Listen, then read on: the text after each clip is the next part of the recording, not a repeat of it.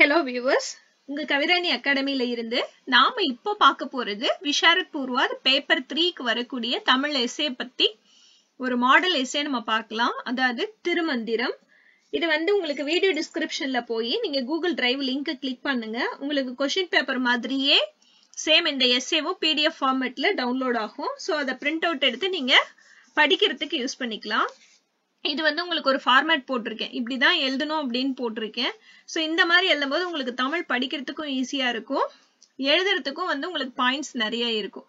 Okay viewers, நம்ம பார்க்கலாம். இப்போ விஷாரத் பூர்வாத் பேப்பர் 3க்கு வரக்கூடிய தமிழ் எஸ்ஸே பேப்பர் 100 மார்க்ஸ் இருக்கு.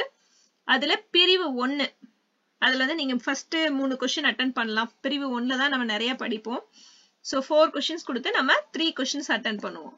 சோ டோட்டலா 100 மார்க். அதுல ஃபர்ஸ்ட் எஸ்ஸே பார்க்கலாம். இதுல திருமந்திரம்னு கேட்டாலும் திருமூலர் திருமந்திரம் அந்த மந்திரம் அந்த மாதிரி வந்துச்சு அப்படின்னாவே நீங்க இந்த எஸ்ஸே தான் எழுதணும். क्वेश्चंस அவங்க எப்படி வேணாலும் கேட்பாங்க.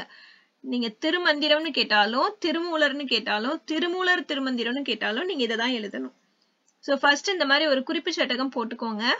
அதுல முன்னுரை, திருமூலர், திருமந்திரம், திருமறை அருளுரை, முடிவுரை, இந்த 5 ஹெட்டிங் மட்டும் நான் கொடுத்திருக்கேன். முன்னுரை முடிவுரை எல்லா தமிழ் இதுக்குமே காமனா வரும். சோ நடுவுல இருக்கிற கண்டென்ட் மட்டும் சேஞ்ச் ஆகும். நான் எப்படி எழுதணுங்கிறதையும் அதே மாதிரி கொடுத்திருக்கேன் பாருங்க. ஹெட்டிங்ஸ் எல்லாம் பிளாக் யூஸ் பண்ணிக்கோங்க. எழுதுறது நீங்க ப்ளூ யூஸ் பண்ணிக்கோங்க, blue ball paint pen. So நம்ம பார்க்கலாம். இப்போ முன்னுரையில என்ன சொல்றாங்க அப்படின்னா, தமிழ்நாடு அப்படிங்கிறது எல்லா வகையிலுமே சிறப்புடையது. ஏன்னா பண்பு பக்தி இது நம்ம தமிழ்நாட்டோட இரு கண்கள். அதே மாதிரிதான் சைவம் வைணவம் ரெண்டுமே இருக்கிற ஒரு நாடு நம்ம தமிழ்நாடு.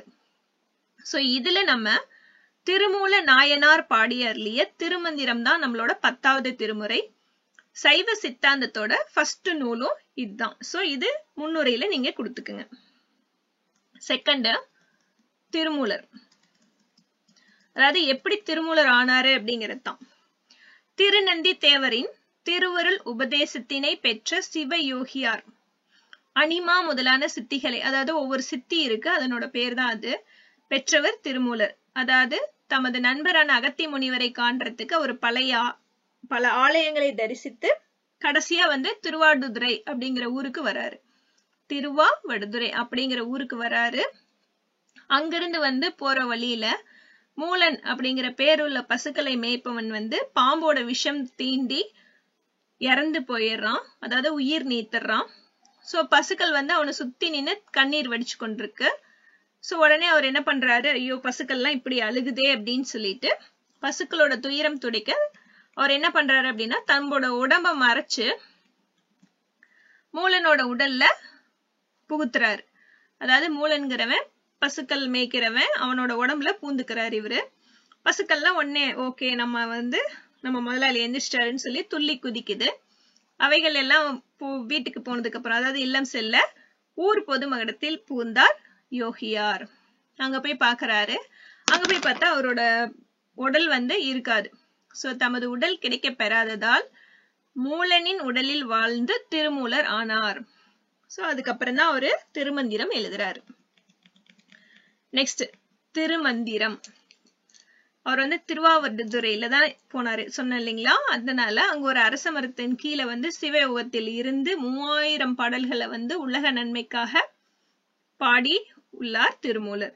இதுல 9 தந்திரங்கள் கொண்ட நூல். சாத்திர நூல், தோத்திர நூல், அறநூல். சோ இது 3 சேர்ந்ததுதான் திருமந்திரம். அடுத்தது ஹெட்டிங் பாத்தீங்கன்னா திருமறை அருளுரை. அதுக்கு கீழே நாம ஒரு சப் ஹெட்டிங் கொடுத்திருக்கிறோம் நம்ம, உணவு. ஃபர்ஸ்ட் ஒன் உணவு. திருமந்திரத்துல திருமூலர் என்ன சொல்லியிருக்காருன்னா, எப்படி காகம் கரைந்து எல்லா காகத்தையும் கூப்பிட்டு தான் சாப்பிடுமோ, அதே மாதிரி நம்மளும் உணவை எல்லாத்துக்கும் பகிர்ந்துன்றது கொடுத்துட்டு சாப்பிடணும் அப்படின்னு சொல்றாரு. காகம் எப்படி இருக்கோ அதே மாதிரி மனிதர்களும் இருக்கணும்னு சொல்றாரு. வறுமை பாத்தீங்கன்னா, இப்ப ஏழையின் மானத்தை காத்து அரைமுள ஆடையும் கிழிந்து விடுகிறது. அதாவது செல்வம் இருக்கும்போது வந்த சொந்தக்காரங்க எல்லாருமே என்ன பண்ணுவாங்க அப்படின்னா, வறுமையில நம்மளை விட்டுட்டு போவாங்க. அதாவது எந்த டைம் நம்ம கூட இருக்கணுமோ அந்த டைம் இருக்க மாட்டாங்க. ஆனா நம்ம கிட்ட எப்ப இருக்கோ அப்ப இருந்துட்டு போவாங்க. சோ கொடையும் கொண்டாட்டமும் நடைப்பிணமாக திரியும் ஏழைகளுக்கு இல்லை என்கிறார் திருமூலை. எல்லாமே உங்களுக்கு ஒண்ணுதான் அப்படிங்கிறாரு.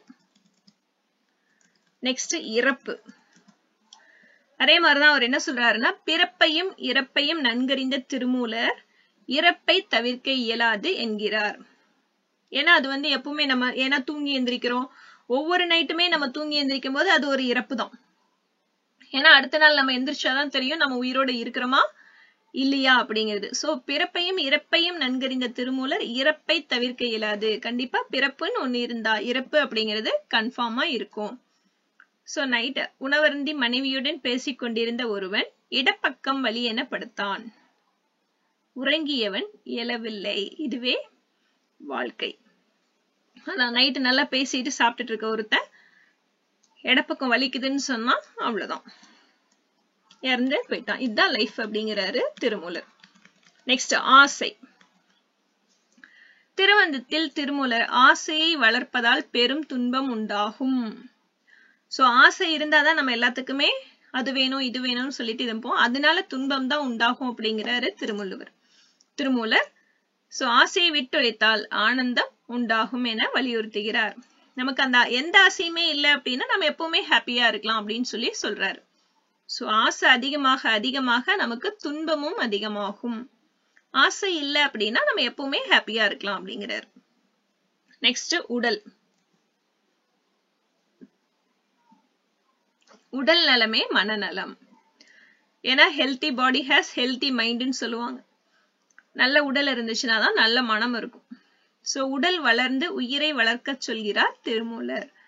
உள்ளம் கருவறை, ஊனுடம்பு ஆலயம், வாய் கோபுர வாசல், ஜீவன் சிவலிங்கம், ஐம்புலன்களும் ஒளிவிளக்கு என்கிறார். சோ எல்லாத்தையுமே நம்ம பாடியா சொல்றாரு ஒருத்தரும். நம்ம மனசு எப்படி இருக்கணும், நம்ம உடம்பு எப்படி இருக்கணும், நம்ம வாய் எப்படி இருக்கணும், நம்மளோட ஜீவன் எப்படி இருக்கணும், ஐம்புலன்களும் எப்படி இருக்கணும் அப்படின்னு சொல்லி திருமூலர் சொல்றார். சோ பிறன்மனை நோக்கா பெருங்குணத்தையும் போற்றுகிறார் திருமூலர். பிறன்மனை நோக்கா அப்படின்னா யார் வீட்டுக்கும் போய் இது வேணும் அது வேணும் கேட்க கூடாது, அததான் சொல்றார். நெக்ஸ்ட் ஆன்ம பலன். யோக பயிற்சி செய்ய வைராக்கியம் தோன்றியது. தத்துவ ஆராய்ச்சி செய்ய சிவம் வெளிப்பட்டது. சோ 5 புலன்களும் அடங்கின ஆன்மபலம் கிடைத்தது. சோ யோக பயிற்சி நம்ம மனசை கண்ட்ரோல் பண்றது எப்படின்னு தெரிஞ்சுக்கிட்டாவே நமக்கு எல்லாம் கிடைச்சிரும் அப்படிங்கிறாரு திருமூலர். முடிவுரை. திருமந்திரம் வாழ்வியல் கருத்துக்கள் கொண்ட ஒப்பிலா பெட்டகம் ஆகும். சோ நமக்கு எப்படி திருக்குறளோ அதே மாதிரி திருமந்திரமும் அப்படிதான் அப்படின்னு சொல்லி சொல்றாங்க. நிறைய கருத்துக்கள் இருக்கு.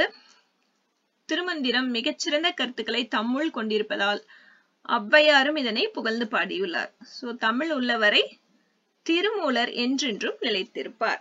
தமிழ் இருக்கிற வரைக்கும் திருமூலர் என்னைக்குமே நிலைச்சிருப்பார் அப்படின்னு சொல்லி சொல்றாங்க. சோ நீங்க வந்து இத இப்ப எப்படி கொடுத்திருக்கிறோமோ நீங்க அதே மாதிரி ஃபாலோ பண்ணி எழுதிக்கோங்க. படிக்கிற எல்லா எஸ்ஸேயுமே தமிழ் எஸ்ஸே எது படிச்சாலுமே நீங்க இந்த ஃபார்மேட் ஃபாலோ பண்ணிக்கிட்டீங்கன்னா பாயிண்டா இருக்கிறதுனால, அதாவது பேராகிராஃப் ஹெட்டிங் சைடு ஹெட்டிங் இருக்கிறதுனால உங்களுக்கு படிக்கிறதுக்கு ஈஸியா இருக்கும். Thank you viewers.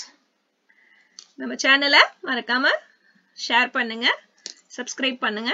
Thank you for watching.